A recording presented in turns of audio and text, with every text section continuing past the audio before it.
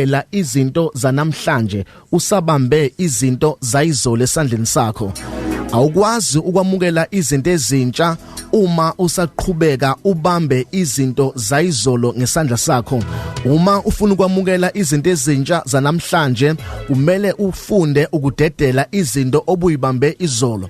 Angazi ke hloboluni lwezinto kade uyibambile izolo, mhlambe kade uzibambe enhlizweni yakho, mhlambe kade uyibambe emqondweni wakho, mhlambe kade uyibambe ngesandla sakho, kodwa ukuze uNkulunkulu akunikeze izintsha zanamhlanje qala ufunde ukudedela izinto zayizolo nezinto zemumva lakho ukuze ukwazi ukwamukela izinto ezintsha zanamhlanje ezokwazi ukuthi zikufikise ekusaseni lakho la uNkulunkulu afuna ukukufikisa khona.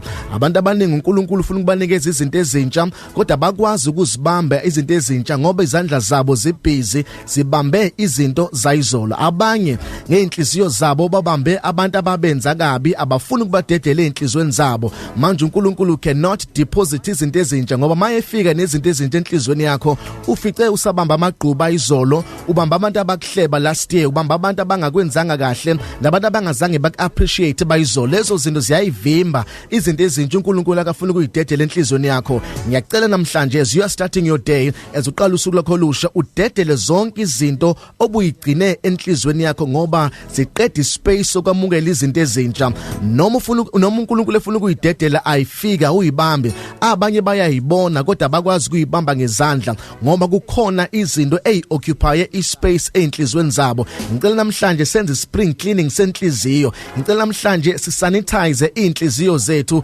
ukuze kube khona izinto ezintsha esizoyibamba. Ake ulungise inhliziyo yakho, ushayela amakhono enhliziyo yakho, udedela abantu abagilile, abantu abakhulume kabi, abantu abakuhlebile, abantu abakuvelela umnyango empilweni, ubadedele ukuze umukele izinto ezintsha uNkulunkulu akazoyidedela. Zikhona izinto oyifunayo, akhona ama breakthroughs akho, ikhona impumelelo yakho kodwa ayifiki kuwena ngoba ispace sakho sigcwele kakhulu, sibhizi. Dedela izinto oyibambile ngenhliziyo yakho, ngengqondo yakho. Ngiyazi bakugilile, awufisi lutho ngabo kodwa ngiyacela namhlanje ukuze wamukele, funda ukudedela, ukuze uconnect, funda ukudisconnecta.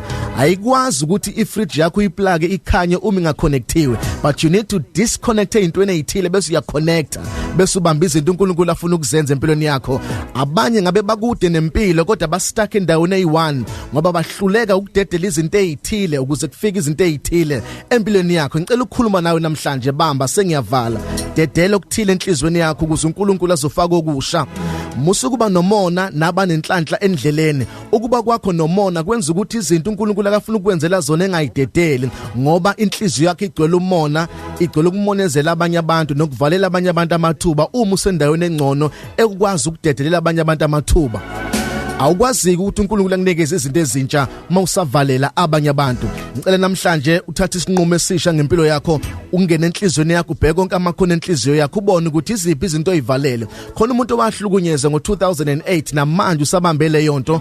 Khona umuntu owakhulunywa kabi ngo2013 namanje enhlizweni yakhe mayeqhamuka lo muntu amkhuluma kabi, ivele inhliziyo icule emafutheni ibencane, evune nokuphambana naye engamboni ukumbona ngoba usambambile enhlizweni.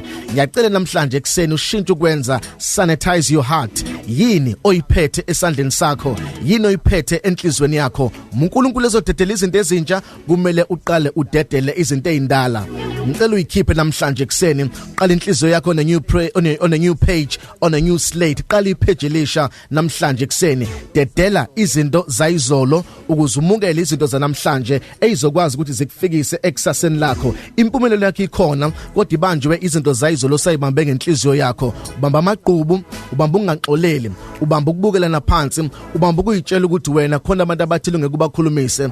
Dedela izinto zayizolo, dedela izinto oyibambile enhlizweni yakho ukuze wamukele izinto ezintsha uNkulunkulu afuna ukuzenza empilweni yakho. My name is Phumlani Nkwanyana. This is Mega Grace Hour on Vuma 103. You are blessed, you are favored, and you are set apart. Good morning, Mega Grace Nation.